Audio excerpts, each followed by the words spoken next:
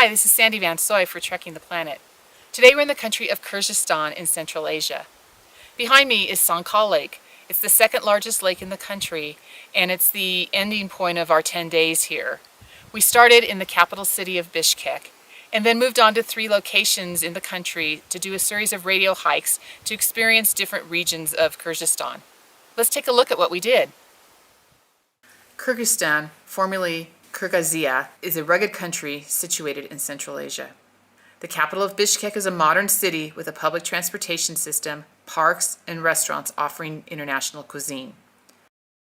You can still see the Soviet influence in the buildings as well as uniforms worn by the army.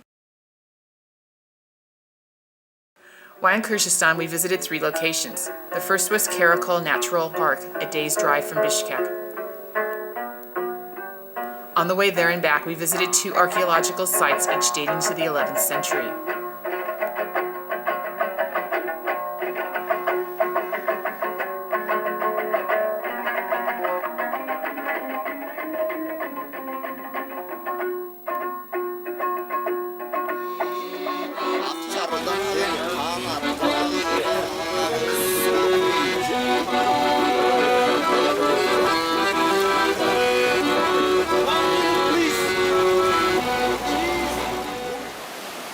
When we arrived in the park, we were in for a surprise on our first so-called acclimatization hike.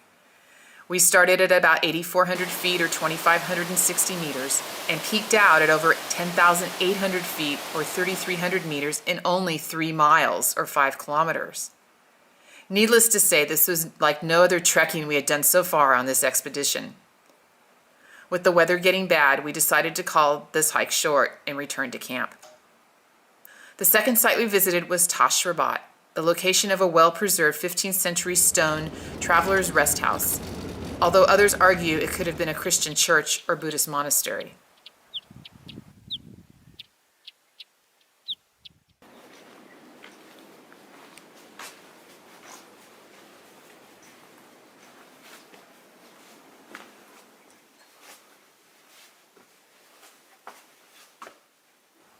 Tash Rabat had an otherworldly, super remote feel to it.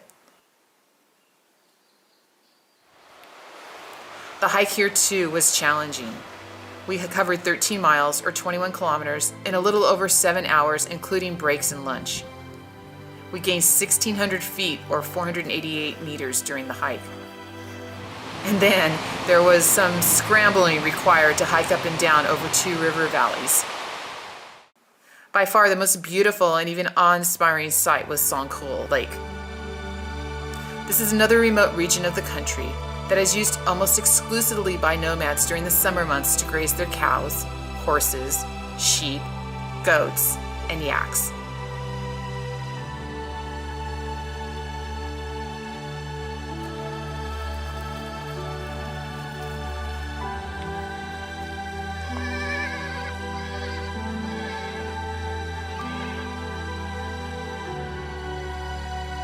While we were there, we had the opportunity to interview a nomad.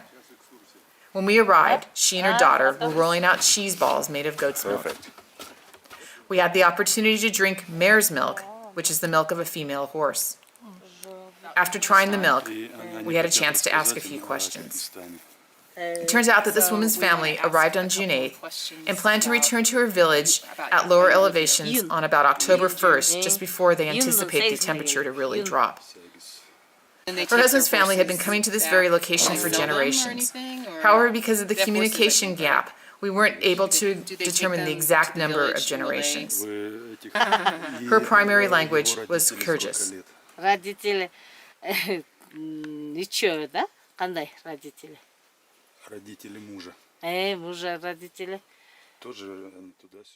We very much enjoyed our time in Kyrgyzstan. It was so refreshing to see the wide open spaces and meet the delightful people here.